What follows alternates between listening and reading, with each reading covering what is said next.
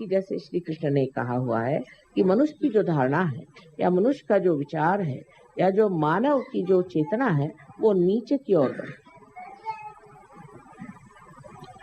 और धीरे धीरे वो धूली में मिल जाए।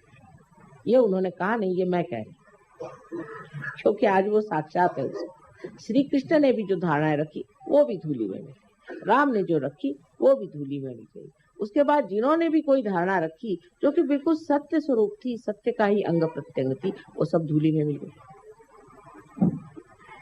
इसका कारण यह है कि जब ये मनुष्य के दिमाग के घड़े में पड़ती है तो उसमें कोई ऐसी विषारू वस्तु है कि जिससे यह सब चीज विष में हो जाता है।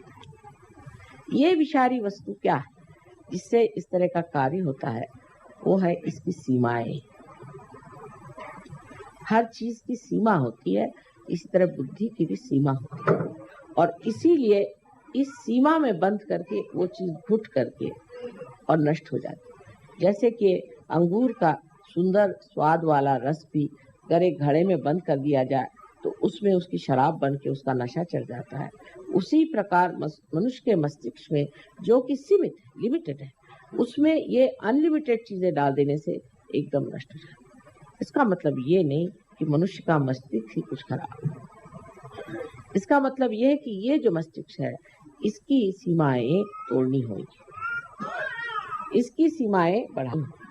मनुष्य की चेतना जो है वो व्यापक करनी है, इतनी व्यापक होनी चाहिए कि उसके अंदर सत्य समा सके और वो खुली होनी चाहिए। इसका लक्ष्य क्या है? उधर ध्यान हमारा हटते जाता है।